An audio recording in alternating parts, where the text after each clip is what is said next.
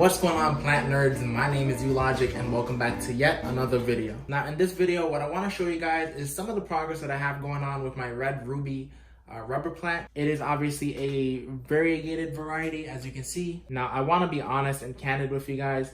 I was a bit nervous to put out this video because I was afraid that people would get this mistaken for a follow-up to my rubber plant propagation project. This is not that plant and this is not that video. I really hope that this beautiful plant will at least make up for my lack of that update video, because it is currently my most viewed video and it is about to hit 10,000 views, which is insane for me. If you guys really do want the follow-up to that, let me know down in the comments below or down in the comments in that video. And if you guys haven't seen the video already, a link will be up not only in the description but also on somewhere in this video.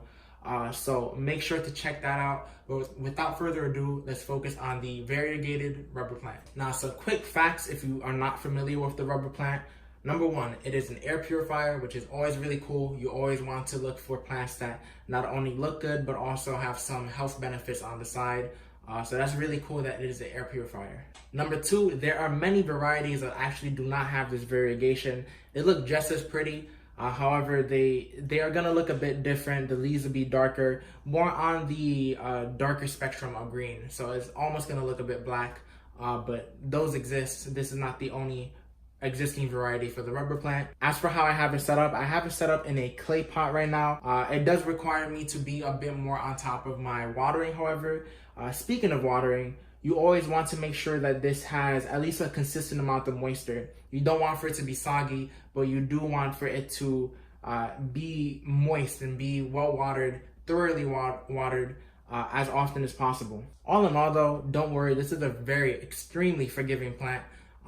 But if you do start to neglect it, it will show signs of that. So you want to make sure that you're on your toes with this plant.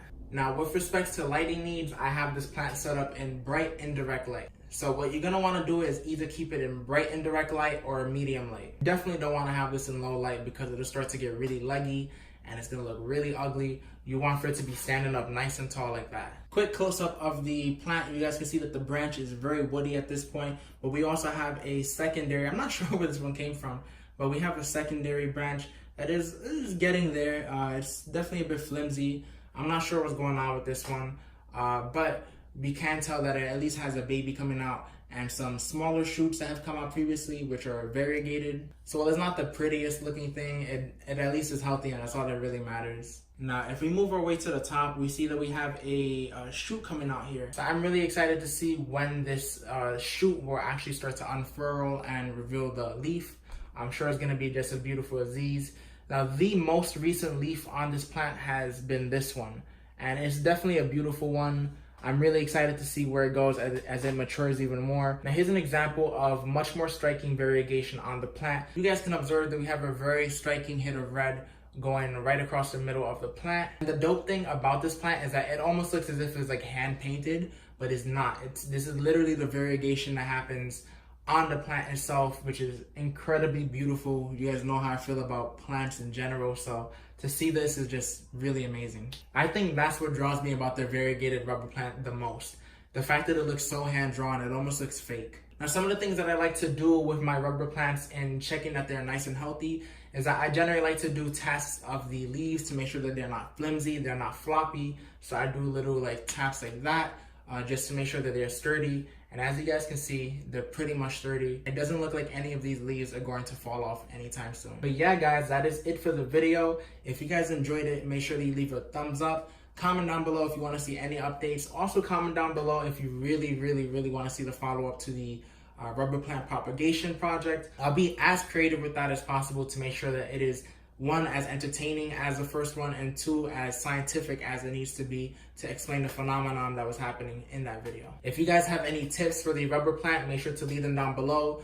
Even if you think I know it already, comment it, because I'm always interested in hearing how other people take care of their plants, and I'm always open to suggestions as well. If you're not subscribed already, make sure that you do subscribe. I have more plant content upcoming, and I also have plant content that's already on the channel. And if you guys are subscribed, thank you. Make sure you stay tuned for future videos. Hope you enjoyed the video, guys. Until next time, peace.